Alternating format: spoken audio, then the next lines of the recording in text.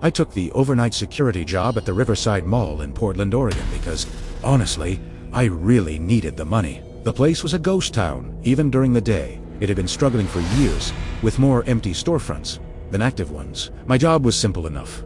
Walk the premises every hour, check all the doors, and then file a report at the end of my shift. On my first night, my supervisor, Derek, gave me the rundown. He handed me a big flashlight and a heavy ring of keys. "Just don't let the emptiness get to you," he said, his voice a little too serious. "A big empty building at night can play tricks on your mind."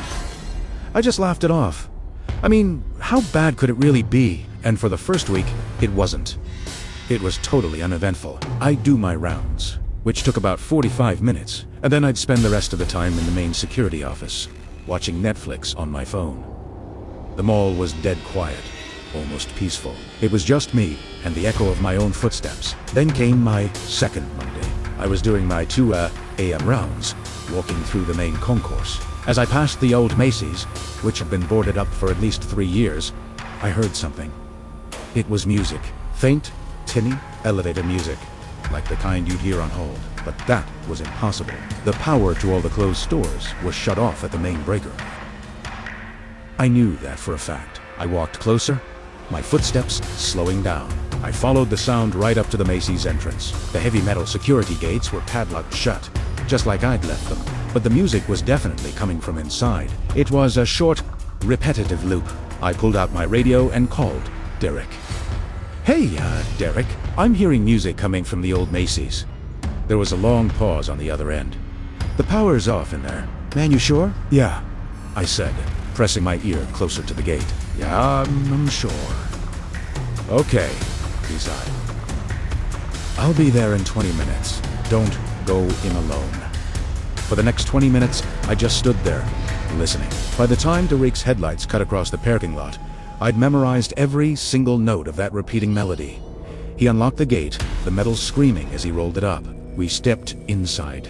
The Macy's was gutted. It was just a massive, cavernous space of empty floor and forgotten mannequins standing silently in the corners, covered in dust. Our flashlights cut sharp beams through the thick darkness. We started searching for the source of the music. It seemed to get louder as we moved toward the back of the store, near the old changing rooms. And there it was. Sitting right in the middle of the floor, in a back corner, was an old, beat-up portable radio. It was playing that endless, looping song. Derek cautiously picked it up. He fiddled with the volume knob and the on-off switch, but nothing happened. The music just kept playing. He grunted and popped open the battery compartment on the back. It was empty. Completely empty. No batteries. The radio was playing with no discernible power source. Derek's face went pale in the beam of my flashlight. "Okay," he said, his voice a low whisper. "This is officially weird." He held on to the radio. "It's probably just some kind of prank, some kids messing around." The rest of the night was quiet, but I couldn't shake the feeling of unease. A prank just didn't add up. How did they get it inside a locked store? 2 nights later, it happened again. Same time, 2 a.m. Same music, same location. I walked past the Macy's, and there it was. That tinny melody. I looked inside, and the radio was back, sitting in the exact same spot on the floor. But Derek had taken it with him. I saw him leave with it. So how was it back? I called Derek again. When he arrived, he looked genuinely shaken. "I threw that thing in a dumpster behind my apartment building," he said, staring at the radio. "There is no way it's the same one." But it was. We bought new Italiano. It had the same scratches on the side, the same broken antenna tip. This time, Derek didn't hesitate. He grabbed the radio and, with a yell, smashed it against the concrete floor. The plastic cracked and shattered, sending little components scattering across the dust. He swept the pieces into a trash bag he'd brought. "Problem solved," he said, trying to sound confident. I wish he'd been right. The very next night, the music was back. But this time, it wasn't coming from a radio. It was just there, hanging in the air. It was coming from everywhere and nowhere all at once. The same melody, the same maddening loop, never ending. Derek showed up. But this time he brought another guard with him. A big guy named Marcus Staples heard it too. The three of us searched the entire mall, from the food court to the loading docks. The music was everywhere. It wasn't louder or quieter in any particular spot. It just was. This doesn't make any sense, Marcus said, his voice trembling with fear. After Marcus went back to his car, Derek pulled me aside. He looked like he hadn't slept in days. "Look," he said. "I need to tell you something. 5 years ago, a woman named Patricia Owens worked this same night shift. One night, she just didn't show up for her shift. They found her, 3 days later, inside the old Macy's, right in that back corner. The coroner said it was a heart attack." My stomach dropped. I felt a cold chill that had nothing to do with the night air. "Why didn't you tell me this before?" "Because she died of natural causes. There was nothing suspicious about it, officially. But after she died, other night guards started reporting weird stuff. Music from nowhere. The feeling of being watched. Most of them quit within a few weeks." I just stared at him. "And you still hired me?" "We need someone on nights," he said, looking away. "Look, if you want to quit, I won't blame you. Just say the word." I should have quit right then and there. Any sane person would have. But I needed the money, and a stubborn, foolish part of me refused to be scared away by some unexplained music. So I stayed. The music played every single night after that. It always started at exactly 2 a.m., always playing that same melody.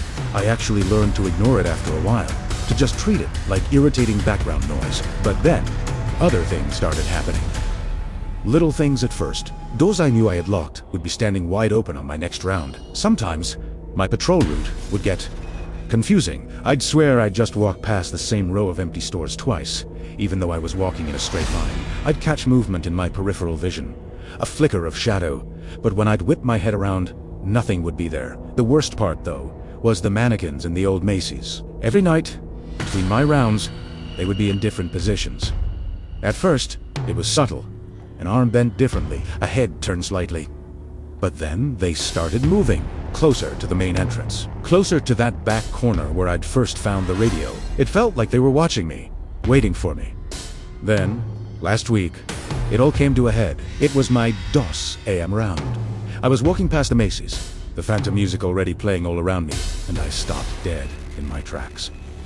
The security gate was up, rolled all the way open. I hadn't unlocked it. My heart started hammering against my ribs. My flashlight beam cut into the darkness of the store.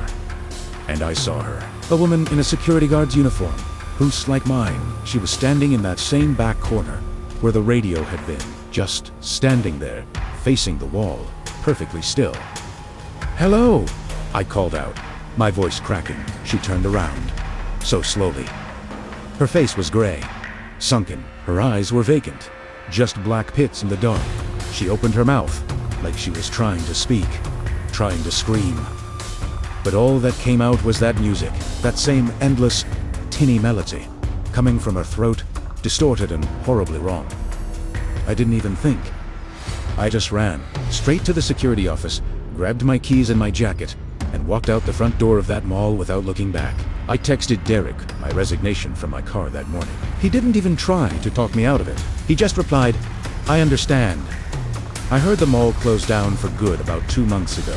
They're scheduled to demolish it next week to make way for some new luxury apartments. I can't help but wonder if the music will finally stop when the building comes down, or if it'll just keep playing an echo in whatever comes next. I wonder if the new people who move in will hear it at 2 a.m., that endless loop of elevator music, and wonder where it's coming from. I just hope they're smarter than I was. I hope they leave before they see what's making it."